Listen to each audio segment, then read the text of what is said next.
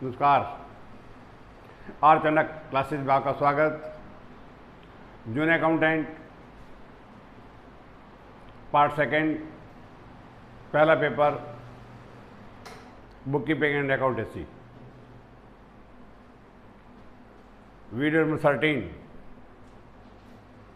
मैं बताने जा रहा हूं आपको खातों की पहचान। और यहां पर मैं आज आपको बताने जा रहा हूं किसी व्यवहार में दो से ज़्यादा खाते हो तो उसकी पहचान कैसे करेंगे। मैंने पहले कहा था आपको कि अकाउंटेंसी का जो पेपर है उसमें सबसे इम्पोर्टेंट फैक्ट है खातों की पहचान, एंट्री बनाना, क्लोजिंग एंट्री बनाना, सबार्जिन एंट्री बनाना और ओपनिंग एंट्री बनाना।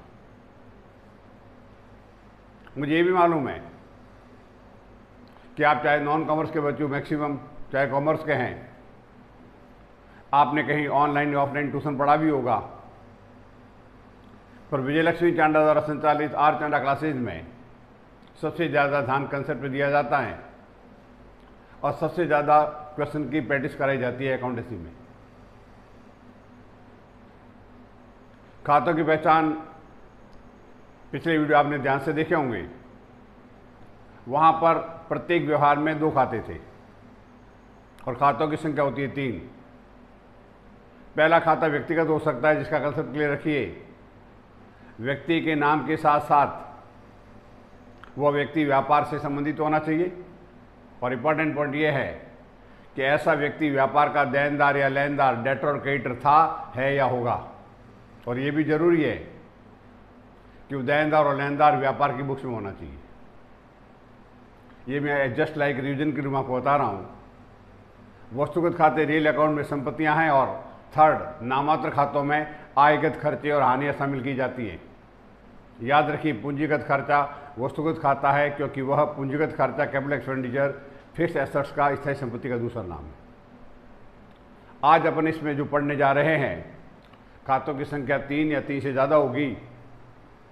फिलहाल इस वीडियो में मैंने खातों की संख्या 3 ली है और यहाँ पे अमाउंट इंपॉर्टेंट होगी कि जब आप एंट्री बनाना सीखेंगे, हम जो आपको नेक्स्ट वीडियो जो सिखाएंगे, तो वहाँ सबसे इम्पोर्टेंट पॉइंट है कि अकाउंट की पहचान विथ अमाउंट आपने कैसे की। पहला एग्जाम सवाल आया, अरी को 6000 का फर्नीचर और 5000 का माल बेचा। फर्नीचर 6000, गुड्स 5000 सोल्ड टू हरी। पहला सवाल आएगा एग्जाम में, इसमें खातों की संख्या कितनी, नंबर ऑफ अकाउंट कितने। सेकंड आएगा अकाउंट के नाम क्या है और थर्ड आएगा उसका नेचर क्या है। उसके बाद जब एंट्री बनाना सीखेंगे तो 3 क्वेश्चन और इसमें जुड़ जाएंगे। हरी को 6000 का फर्नीचर, 5000 का माल बेचा। यहाँ पहला अकाउंट है हरी, उसका रीजन है, क्वेश्चन साइलेंट है।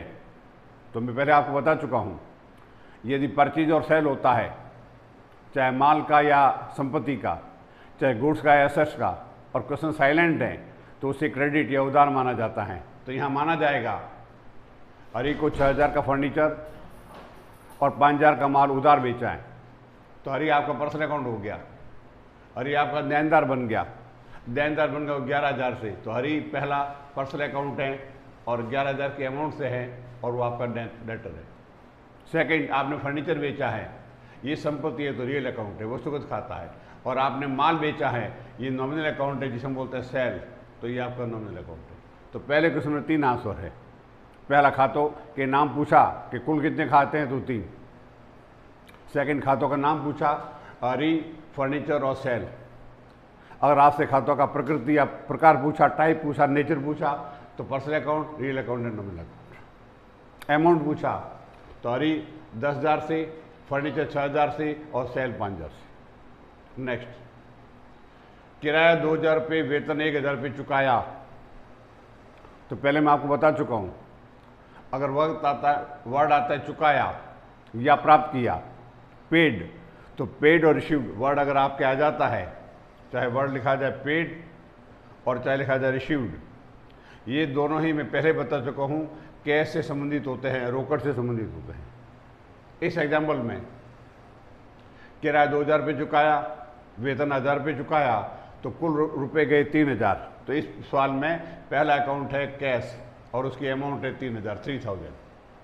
सेकंड, किराया नॉमिनल अकाउंट है रेंट वेतन नॉमिनल अकाउंट है, तो यहाँ 3 अकाउंट है।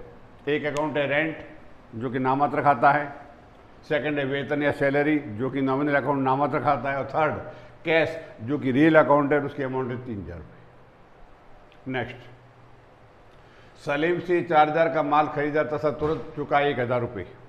इसका अर्थ ये हुआ कि आपके द्वारा जो सलीम से माल खरीदा गया है वह 4000 रुपये का है, तो आपकी परचेज 4000 की है, परंतु आपने ऑन द स्पॉट सलीम को 1000 रुपये चुका दिए। तो कंसेप्ट ये ध्यान रखना है, माल जो आपने खरीदा वो 4000 का है, तो पहला कंसेप्ट ये तो क्लियर रखना है कि परचेज 4000 है और ये आपका नॉमिनल अकाउंट है, क्रय आपका नॉमिनल अकाउंट है। सेकंड, आपने रुपए चुका दिए 1000, तो ये कैश अकाउंट है जो कि रियल अकाउंट है और उसकी अमाउंट है 1000। और थर्ड इंपॉर्टेंट पॉइंट ये कि माल आपने सलीम से खरीदा पर आपका सलीम लेनदार बन गया, क्रेडिटर बन गया ओनली 3000 से।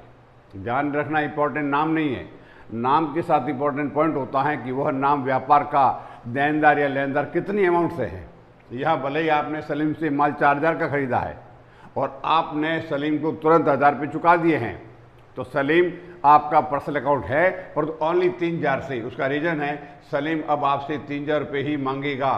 तो इस एग्जांपल में सलीम पर्सनल अकाउंट है 3000 से, परचेज नॉमिनल अकाउंट है 4000 से और कैश रियल अकाउंट है 1000 से। नेक्स्ट,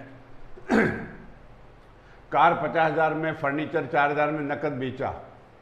ये तो मैं लिख दिया है नकद बेचा, बाई चांस में नकद वर्ड नहीं भी लिखता तो भी इसे नकदी माना जाता, क्योंकि सेकंड एक और रूल है कि यदि आपने परचेज और सेल किया और किसी व्यक्ति का या संस्था का नाम है ही नहीं तो फिर उसे कैश माना जाता है। ये पिछले वीडियो में आपको डिटेल में बता भी चुका हूँ। तो यहाँ पर आपने फर्नीचर बेचा तो एक अकाउंट है फर्नीचर जो कि रियल अकाउंट है, आपने नकद में बेचा तो कैश अकाउंट भी रियल अकाउंट है, और कार ये भी रियल अकाउंट। अर्थात इस सवाल में तीनों ही खाते रियल अकाउंट है, वस्तुगत खाते हैं। कैश संपत्ति है, फर्नीचर संपत्ति है, कार संपत्ति है, तीनों एसेट्स है, इसलिए तीनों रियल अकाउंट है। नेक्स्ट, यहाँ पे कार रियल अकाउंट है 50,000 से, फर्नीचर रियल अकाउंट है 4000 से, परंतु कैश रियल अकाउंट है 54,000 से। उसका रीजन है कैश आपके पास 54,000 रुपये आएगा। नेक्स्ट,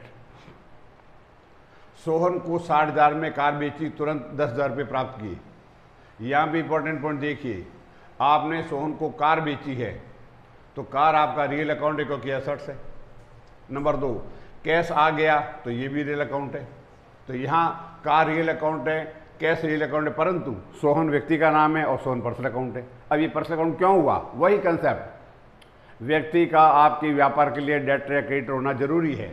मान लो मैं सोहन हूँ और आपने मुझे बेचा 60,000 में कार और मैंने तुरंत आपको दे दी 10,000 रुपये, तो इन फ्यूचर में आपको कितने रुपये दूंगा? 50,000। तो कंसेप्ट ये क्लियर रखना है कि आउटसाइडर व्यक्ति, व्यापार के बाहर का व्यक्ति व्यापार के लिए देनदार या लेनदार कितने से है, दोनों ही कंडीशन में पर्सनल अकाउंट होता है। यहाँ पर मैं सोहन हूँ, आपने मुझे कार बेची है और मैंने तुरंत 10,000 रुपये आपको दे दिए हैं, तो मैं आपका डेटर बन गया कि इन फ्यूचर में आपको 50,000 रुपये चुकाऊंगा। तो यहाँ पे सोहन पर्सनल अकाउंट है और अमाउंट ध्यान रखनी है 50,000, क्योंकि अमाउंट की भी आपको ऑब्जेक्टिव सवालों में पूछा जाएगा।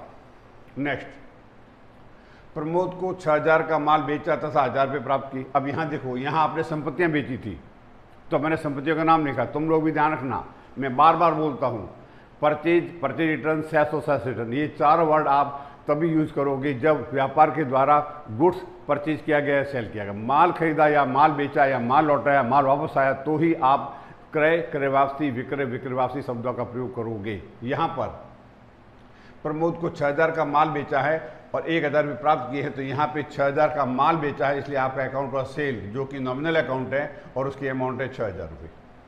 आपको नकद प्राप्त हुए 1,000, तो ये आपका कैश अकाउंट है और ये रियल अकाउंट है। और लास्ट पॉइंट सबसे इंपॉर्टेंट, क्या प्रमोद आपका देनदार या लेनदार है?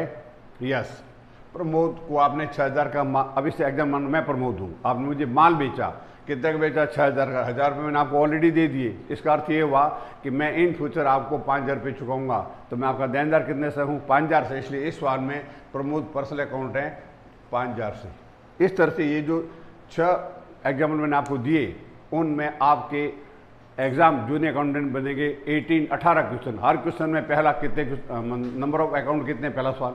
सेकंड, खातों के नाम क्या है। थर्ड, खातों का नेचर क्या है। और साथ ही साथ जब जर्नल एंट्री बनाना सीखेंगे तो 3 साल और जुड़ेंगे, कौन सा डेबिट होगा, कौन सा क्रेडिट होगा, एंट्री का बनेगी। आप लगातार बना रखिए दोस्तों।